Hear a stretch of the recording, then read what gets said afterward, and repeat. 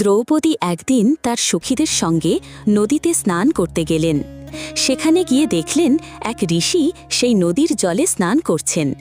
তারা ধৈর্য ধরে ঋষির স্নান শেষ হবার অপেক্ষা করলেন, কিন্তু অনেক সময় কেটে গেলেও ঋষি আর নদীর জল থেকে উঠলেন না। অবশেষে বিরক্ত হয়ে দ্রৌপদী তাকে অনুরোধ করলেন স্নান শেষ করে নদীর জল থেকে উঠে আসুন। তখন ঋষি জানালেন তার বস্ত্র চুরি হয়ে গেছে, তাই সে উঠে আসতে পারছেন না।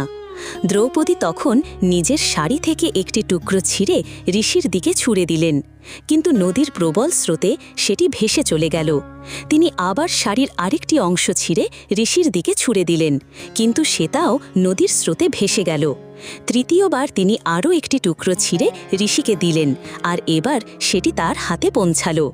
ঋষি সেই বস্ত্র পরে জল থেকে উঠে এলেন। ঋষি গভীর কৃতজ্ঞতায় দ্রৌপদীর দিকে তাকিয়ে